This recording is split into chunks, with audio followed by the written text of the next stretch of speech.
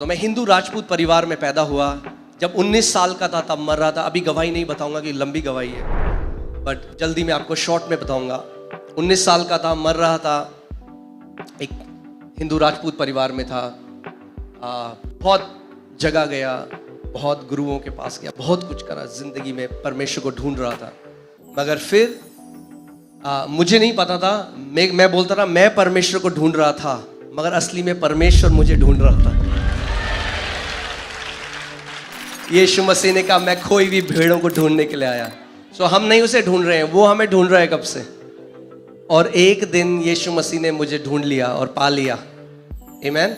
और मैंने प्रभु को अपना लिया। अब अपना लिया तो सबसे पहले चर्च गया।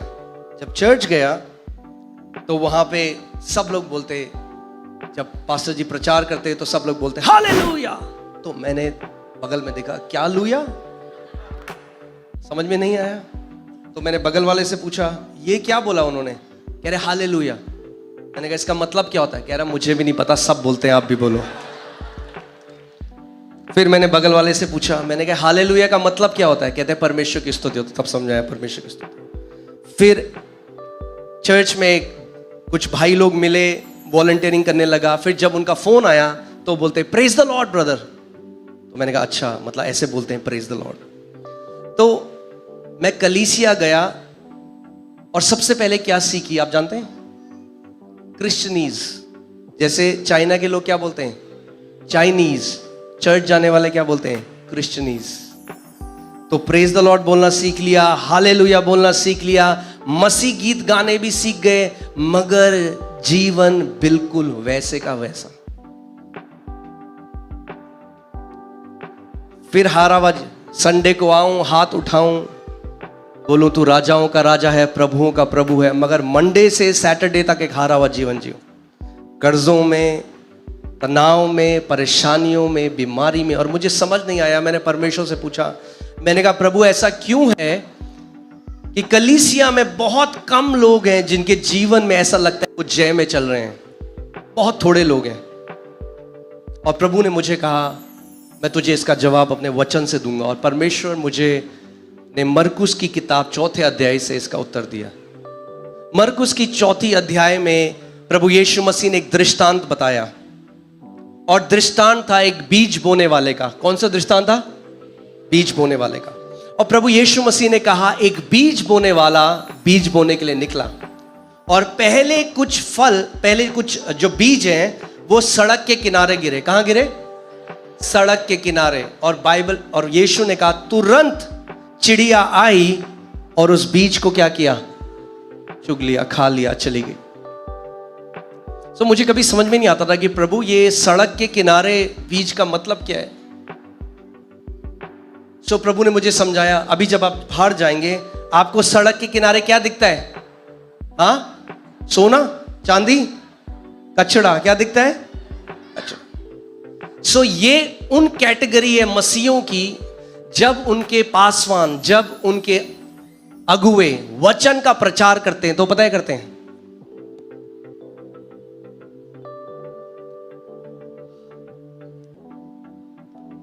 वो वचन को कचरे की तरह लेते हैं। वो इंतजार कर रहे हैं पास्टर बंद करे तो लास्ट में हम आए, पास्टर जी। गलत तो नहीं कह रहा। बहुत सारे मसीह लोग हैं वो वचन को आदर नहीं देते, और जब वो कलीसिया आते हैं तो वचन जो उनके हृदय में पड़ता है, जो कैसी भूमि को दर्शाता है, सड़क के किनारे। तो जब वचन का बीज उनके हृदय में पड़ा जो ऐसा था, जब उन्होंने आदर नहीं दिया वचन को, तो बाइबल प्रभु यीशु मसीह ने कहा कि उसका अनुवाद यह है कि जब, क्योंकि उन्होंने ध्यान नहीं दिया तो उन्हें वचन समझ में नहीं आया। जब वचन समझ में नहीं आया तो कलीसिया से जब तक बाहर गए उससे पहले ही शैतान ने क्या किया, उस वचन को चुरा लिया। और आप अगर उनसे पूछेंगे मीटिंग के बाद तो कहेंगे बड़ा अभिषेक था, मजा आ गया आज की सभा में। अच्छा क्या प्रचार था, वो नहीं पता मगर मजा आ गया। तो हर संडे वो ऐसा मजा तो लेते हैं मगर जीवन बदलता नहीं है। सारे गाने आते हैं, मसीह गाने आते हैं, हालेलुया प्रेज द लॉर्ड बोलते हैं, सारे गीत गाते हैं, चर्च में वॉलंटियरिंग भी करते हैं, कई बारी मैं भी करता था। आप मेरे हृदय को समझ में, किसी पे दोष लगाने के लिए नहीं कह रहा हूं, मैं आपसे सच बताने के लिए आया हूं कि ताकि आपका जीवन फलों से लदा हुआ हो। चाहते हैं आप आपका जीवन फलों से लदा हुआ हो? आमीन। कि लोग जब आपको देखें तो बोले वाह, ये व्यक्ति जीवित परमेश्वर को मानने वाला है। आमीन। आज मेरा कई सारे लोग मेरे खानदान में आज प्रभु में आ गए क्योंकि उन्होंने मेरे जीवन में परमेश्वर के काम को देखा। लोग आपके जीवन में उसके महान कामों को देखेंगे क्योंकि उसका वचन कहता है आप मसीह की जीवित पत्रियां हो। बाहर के लोग बाइबल नहीं पढ़ेंगे मगर आपको पढ़ते हैं रोज। आमीन। जब आपको देखेंगे, जब आपके द्वारा देखेंगे परमेश्वर कितने महान काम कर रहा है, तो वो आपके पास आएंगे और कहेंगे मुझे भी तेरे यीशु चाहिए। आमीन। सो प्रभु ने मुझे बताया कि बहुत सारे लोग जो हैं वो ध्यान धरकर नहीं सुनते और वो एक बात नहीं जानते कि विश्वास सुनने से आता है। अगर आप परमेश्वर के राज्य में एक योद्धा बनना चाहते हैं, उसकी शुरुआत सुनने से होती है। अगर सुनेंगे नहीं तो कभी जय में नहीं चल सकते। आप 10,000 पास्टरों से अपने सर पे हाथ लगा लो, आपका जीवन नहीं बदल सकता। अगर आपने वचन का आदर नहीं किया तो आप एक जयवंत योद्धा नहीं बन सकते। परमेश्वर का वचन कहता है परमेश्वर ने अपने वचन को अपने नाम से भी ऊंचा उठाया है। जब वो परमेश्वर अपने वचन को इतना आदर देता है तो और कितना आदर आज आपको और मेरे को उसके वचन को देना है। आमीन। आप जानते हैं मैं अपनी कलीसिया में वर्शिप लीडर था। मैं आपको तब की बात बता रहा हूं। वर्शिप करता था, आराधना करता था, मगर सोमवार से शनिवार तक हारा हुआ जीवन जीता था। डिप्रेशन में रहता था, एंजाइटी में रहता था, कर्जों के अंदर था और वर्शिप लीडर, और मैं वर्शिप करता था और परमेश्वर का अभिषेक भी आता था। देखिए, गिफ्ट जो आपके ऊपर है वो दूसरों के लिए, आपके लिए नहीं है। आप गिफ्ट अपने ऊपर इस्तेमाल नहीं कर सकते। आप समझ रहे हैं मैं क्या कह रहा हूं? अपने ऊपर एक ही चीज काम करेगी, वो है विश्वास। अपनी चंगाई आप कैसे ले सकते हैं? विश्वास से। अपना छुटकारा आप कैसे ले सकते हैं? विश्वास से। हर एक पहाड़ को आप कैसे हटा सकते हैं? विश्वास से। अगर आप इब्रानी 11 अध्याय पढ़ें, 20 बार परमेश्वर का वचन कहता है विश्वास से हनोक ने, विश्वास से मूसा ने, विश्वास से अब्राहम ने, सारा ने, विश्वास से। अगर उन्होंने विश्वास से किया तो आज आपको और मेरे को भी विश्वास से ही करना है, क्योंकि परमेश्वर का वचन कहता है इब्रानी 11:6 में, बिना विश्वास के परमेश्वर को प्रसन्न करना कैसा है? अनहोना है।